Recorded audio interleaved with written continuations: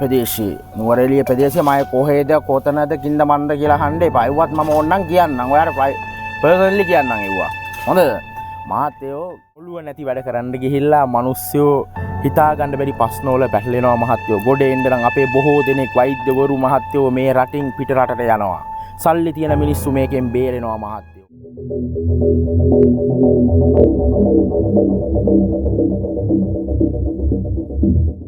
ආයිබෝන් මම සාධන පිළිගන්න පිළිපිට නාලිකාව තුළින් ආයිබෝන් කුමාර මහත්තයා. ඔව් තෙරුවන් සරණයි මහත්තයා. දැන් ඔබතුමා අනාවැකි කීපයක්ම කිව්වා අපිට.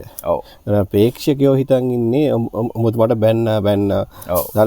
ඒ වුණාට දැන් ඒව ඇත්ත වෙමින් පවතිනවා. ඔව්. ඉතින් දැන් තව මම දැක්ක දාලා තිබ්බා. ඉතින් ඒවට ප්‍රතිකර්ම නැද්ද කියලා. ඔව් ඔව්. ඉතින් අපි මොකද්ද ඒකට කරන්න ඕනේ?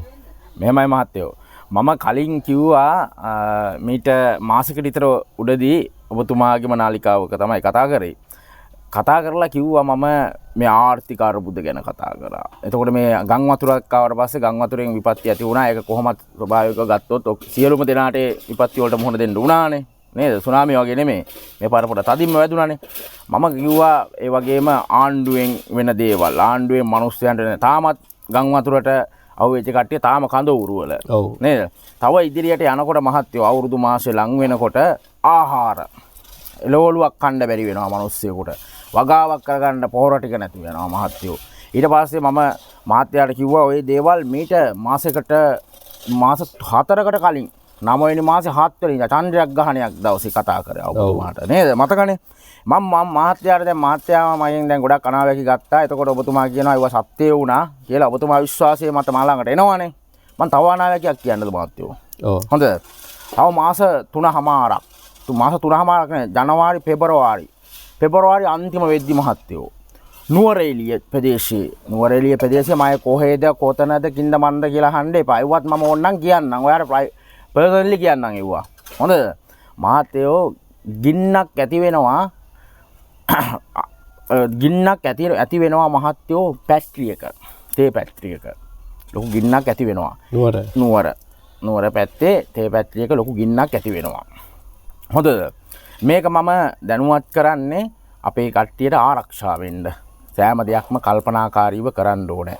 මහත්තයෝ මේක අවුලනවා වගේ දෙයක්ද කියලාත් අහන්න පුළුවන් කට්ටිය නේද? මේක මහත්තයෝ අභිරහසක්. මේක නිකන් අභිරහසක්. කර්මයට මුහුණ දෙන්න වෙනවා මහත්තයෝ. කර්මයට මුහුණ දෙන්න වෙනවා. මේක පත්තු කරත් කර්මය කියනවා, ඇවුලුණත් කර්මය කියනවා. තමා අවබෝධයෙන් යා යුතුයි පුතේ. ධර්මානුකූලව යා යුතුයි. හොඳද? තව දෙයක් මම කියන්නම් මහත්තයෝ. තව දෙයක් කියන්න. තිරිකුණාමලේ උඩහා පැතිකඩේ මහත්තයෝ දැන් අපේ ශාසනය තියෙනවා. අපේ ඉන්නවා හරි ධර්මයේ දේශනා කරගෙන ලෝක සත්වයාට සිතක් ශාන්තියක් කරගෙන බොහෝ පිරිසක් ඉන්නවා. ඒ වගේම ලෝක සත්වයා ධර්මය අවබෝධ කරන අපේ සංඝයා වහන්සේලා ඉන්නවා මහත්තයෝ. ඒ වගේම ලෝක සත්වයාට ධර්මයේ දේශනා කරපු පැහැදිලිද? නායක හාමුදුරුවෝ නමකට අනතුරක් ඇති වෙන්න පුළුවන් මහත්තයෝ. ඒ කියන්නේ මහානායක හාමුදුරුවෝ කෙනෙක්ද? මහානායක හාමුදුරුවෝ කෙනෙක් සෝෂල් මීඩියා මාක් තියෙන හාමුදුරුවෝ නමක්. හොඳද? ඔක මතක තියාගන්න මහත්තයෝ. නින්දා පහස විඳිනවා මුලදී. ඊට පස්සේ හිතා ගන්න බැරි විදිහේ විපතක් ඇති වෙන්න පුළුවන්. අපි වළක්ව ගන්න ඕන මහත්තයෝ. මම මේ කියන දේවල් ඔබ අවබෝධ කරගන්න බලන කට්ටියත් මේක මොකද්ද මේ කිව්වේ කියන දේ පොඩ්ඩක් හොයලා බලන්න මහත්තයෝ. පැහැදිලිද? ඊට පස්සේ තව මොනවද මහත්තයාට දැනගන්න ඕන? දැන් මිනිස්සු අහන්නෙම මේකින් කොහොමද බේරෙන්නේ කියලා. දැන් අපිට ගල්ලස්ස ගිහලා බේරෙන්න පුළුවන්ද? ඔව්. එහෙම බේරෙන්න බෑ මහත්තයෝ. මේකට බේරෙන්න තියෙන්නේ තමන්ගේ ගෙදර නිවස තියෙනවානේ මහත්තයෝ. උදේ සවස තමන් අදහන ධර්මයක් තියෙනවානේ. ධර්මයේ හැසිරෙන්න ධර්මයේ විසින් රකින්නවා මහත්තයෝ. පුළුවන් තරම් අල්ලපු ගෙදර හරි කමන්නේ මේ දවස්වල පුත් මහත්තයෝ තරහ වෙන්න එපා. කණ්ඩ නැත්තම් කෑවද බිව්වද කියලා අහලා කෑම කටක් දෙන්න. හොඳද? දින තරමට තමයි අපේ ආරක්ෂාව ලැබෙන්නේ. ඒ වගේ කාලවකවානුවක් තමයි එන්නේ මහත්තයෝ. හොඳද? තව දෙයක් මම කියන්නම්.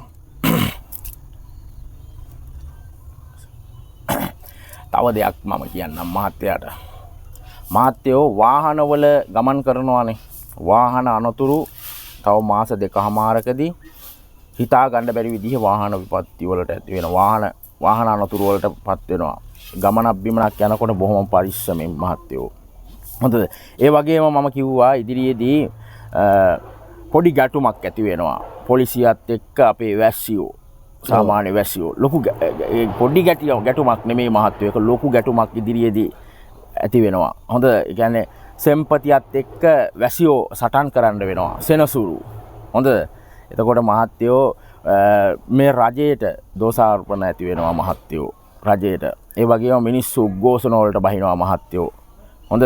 පාර්ලිමේන්තුවේ ගහ ගන්න කාලයක් එනවා මහත්තයෝ. ඉතින් ඔව්වාගේ විපත්ති ටිකක් ඇති වෙනවා මහත්තයෝ ඉදිරියේදී. දැන් මේකට දැන් ලොකුම හේතුව රටේ 나යකයා මේමයි. රටේ නායකයෙක් මහත්තයෝ දැන් අපේ කලින් හිටිය නායකයෙක් අපේ කට්ටියම අයින් කරගත්තා. ඊට පස්සේ නායකයෙක් පත් කරගත්තා නේද? එතකොට මෙහෙමයි. මේ වර්ෂයේ ලග්නය වෘෂභ. ලංකාවේ ලග්නය වෘෂභ.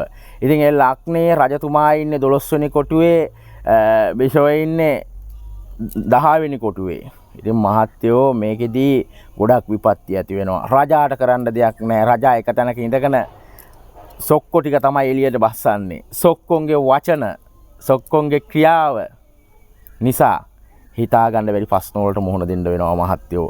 රටේ රජතුමාටත් වන්දි ගෙවන්න වෙන කාලයක් තමයි මහත්තයෝ එන්නේ ඉදිරියට. පැහැදිලිද? දැන් අර 6 වසර ළමයින්ගේ පොඩි ප්‍රශ්නයක් එනවා. ඒක තමයි මම කිව්වා නේද මේ 10 වෙනි කොටුවේ තමයි බිෂව ගමන් කරන්නේ. රාහුත් එක්ක ඔළුවට එන මනස්ගාත දේවල් කියන්න අරගෙන මිනිස්යන්ටම එපා වෙනවා මහත්තයෝ.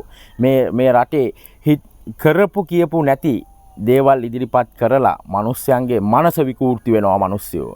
අර කොසල් රජතුමාගේ සීනවලත් තිබ්බනේ නේද? පොඩි ගස්වල ගෙඩි හට ගන්න හැටි කියලා දීලා තිබ්බනේ නේද? ඉතින් ඔව්වා ඉතින් කියන්න දෙයක් නැහනේ නේද? ඒතකොට අපි කතා කරා මේ වසංගතේ ගැන. වසංගතේ ඉතින් තිබ්බනේ තුම්බිය ඉන්දියාවේ නේද? ඉන්දියා ප්‍රාන්තයේ තිබ්බනේ එහෙම රෝගයක් හැදිලා තියෙනවනේ ලෞතුරු බුදුරජාණන් වහන්සේගේ යොමාන වැඩ සිටින කාලේ නේද? ඉතින් එව්වාගේ කොසල් රජතුමාගේ සිහින වැරදුනේ නෑ පුතේ. ඉතින් එව්වාගේ දෙයක් තමයි දැන් ඔබතුමාට හිතා ගන්න පුළුවන් නේද? මටත් ආන්ජි මාත් බැලුවා ඔය ප්‍රවෘත්ති වලටත් දාලා තිබ්බා. ඉතින් ඒක නිසා ඔළුව නැති වැඩ කරන්න ගිහිල්ලා මිනිස්සු හිතා ගන්න බැරි ප්‍රශ්න වල පැටලෙනවා මහත්තයෝ. ගොඩ එන්න නම් අපේ බොහෝ දෙනෙක් වෛද්‍යවරු මහත්තයෝ මේ රටින් පිට රටට යනවා. සල්ලි තියෙන මිනිස්සු මේකෙන් බේරෙනවා මහත්තයෝ. සල්ලි නැති මිනිස්සු ගෙදරට වෙලා ඉන්න වෙනවා. ඉතින් දැන් ගොඩක් ඉන්නවනේ සල්ලි කියන්නේ අඩු ආදායම් ලාභ ගොඩක් ඉන්නවා. එතකොට ඒගොල්ලෝ කොහොමද ජීවත් වෙන්නේ? කන්න බොන්නේ කොහොමද? මෙහෙමයි මහත්තයෝ. පොහොර ටික නැතු වෙනවා මහත්තයෝ. වවාගෙන කන්න බැරි වෙනවා මහත්තයෝ. හිතා ගන්න බැරි ප්‍රශ්න. පොහොර ඕනෙමද වවන්න? වවන්න පොහොර ඕනේ මහත්තයෝ. පොහොර නැතුව පොහොර වවන්න පුළුවන්. දැන් අපේ මිනිස්සුන්ට මහත්තයෝ පොහොර ටික අපි වැඩකට ගෙදර එක්කෙනෙක් වැඩකට ගියේ නැත්නම් ගෙදර මේ කී දෙනෙක් බඩගින්න ඉන්නවද? ඉතින් ඒ වගේ ඉස්සර වගේ වටක් පිටක් සූදු කරගෙන ඉඳලත් බෑ. මුදලක් උපයන්න ඕනේ මහත්තයෝ. ඉතින් ඒක නිසා මේ මෙහෙමයි මේ ආණ්ඩු මේ දෙයින් මොනවා හරි දෙයක් කරන කෝ මිනිස්සුන්ට සහනයක් තියනවද? මහත්තයෝ කිසිම සහනයක් තියනවද? මෙහෙමයිනේ. දැන් රජයෙන් උදව් කරනවා වගේම ඉතින් මිනිස්සුත් රජයට උදව් කරන්න එපා. පවන්න උනන්දු වෙන්න ඕනේ. ඔව්. නේද? නිකන් කඩේම හැමදේම කඩෙන් ගන්න බලාගෙන ගිහුවාම අන්තිමට රජයේ සල්ලිත් නැති වෙනවනේ. ඔව්. මේවනේ මහත්තයෝ දැන් පෙර රජයවලත් මේ දේම වුණානේ මහත්තයෝ. පෙර රජවල් වල මේ වගේ දේවල් වුණාට පස්සේ රජයෙන් කොහොම හරි මේ මිනිස්සයන්ට හාල් කිලෝ එකක් 280ක් 300ක් උනේ නෑනේ නේද? කාලා බීලා හිටියානේ. දැන් මේ රජයට ආවට පස්සේ මං කියන්නේ සහනයක් වුණොත් අපේ කට්ටියට හොඳයි දෙයක් කරගන්න පුළුවන්. එහෙම නොවුනොත් මොනවා කරන්නද මහත්තයෝ? එහෙම නොවුනොත් මම කියන්නේ පුළුවන් තරම් ධර්මානුකූලව ගෙදරට වෙලා වැඩ කටයුතු ටික කරගෙන වෙන දෙයක් බලාගෙන ඉන්න තමයි තියෙන්නේ මහත්තයෝ. ඇත්තටම මිනිස්සයාට මොකද්ද කියන්න තියෙන්නේ? ඇත්තටම මිනිස්සයන්ට කියන්න තියෙන්නේ පුළුවන් තරම් අපේ ලංකාවේ පූජනීය ස්ථාන 8ම ස්ථාන තියෙනවා. පුළුවන් තරම් ධර්මානුකූලව ගමේ තියෙන පන්සලට ගිහලා බෝධි පූජාවක් තියලා පුළුවන් විදිහට නැති බැරි කෙනෙකුට ආහාර වේලක් දීලා අදිනාකඩයක් පූජා කරලා පින් කරන්න තමයි තියෙන 2030 වෙනකම් මහත්තයා 2030 වෙනකම් අප නෑ මහත්තයෝ. අපි මං කියන්නේ මේක අප නෑ නැති වෙනවා කියලා කියන දේ නෙවෙයි. මමත් අදිස්ථාන කරන්නේ උතුම් බුද්ධ ධම්ම සංඝ තෙරුණුවන් කෙරෙහි සද්ධාව හිත තුළ ඇති කරගෙන මම අදිස්ථාන කරන්නේ මේ සියලු ජනයාට යහපතක් වෙන්න කියලා.